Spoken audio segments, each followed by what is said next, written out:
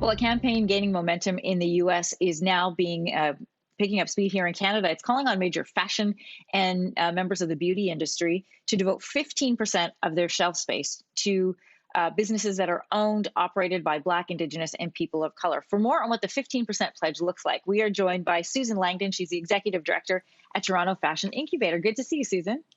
Hi, Anne Marie. How are you?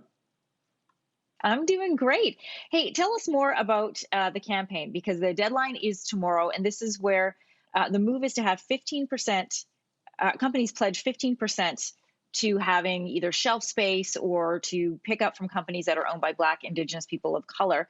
Is it a step in the right direction? Is it enough? You know, it is a step in the right direction. I do have mixed feelings about it, though. Firstly, why is this even a thing? You know, we live in a country where about 23% of the population self-identify as non-white. And so I really don't understand why it takes someone like Aurora James, the designer who started this, to create this campaign. But it is a step in the right direction.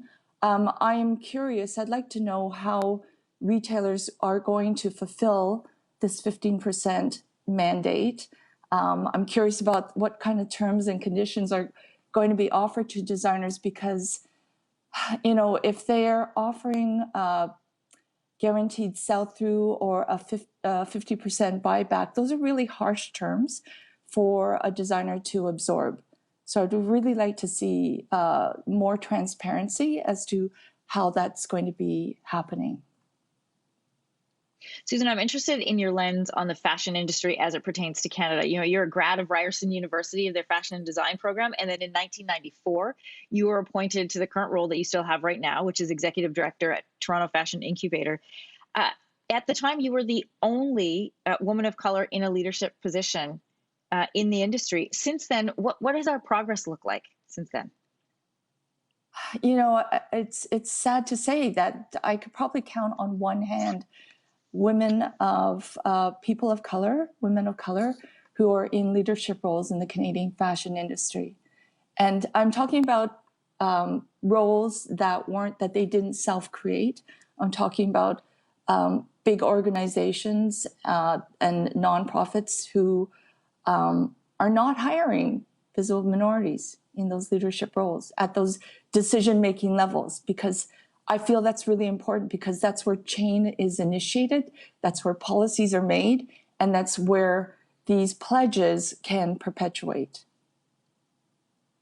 Susan, when you take a look, and we have about 30 seconds left, so when you take a look across the fashion industry, like big names like the Hudson's Bay and Holt Renfrew, when 23% of the population identify as visible minorities, where is the gap in the fashion industry? How do we connect that percentage to what we see represented in big companies? I think a lot of it has to do with consumer demand.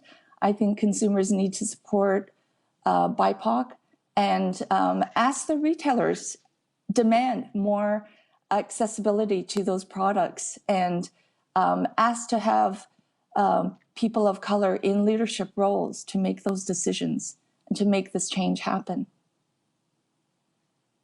Susan Langdon, always great to talk to you, Executive Director at Toronto Fashion Incubator. Great to have your insights as we come up to the deadline for the 15% pledge here in Canada. Happy Canada Day to you, Susan. Happy Canada Day. Thanks for watching. If you like this, be sure to subscribe here. And you can check out more Your Morning videos right here.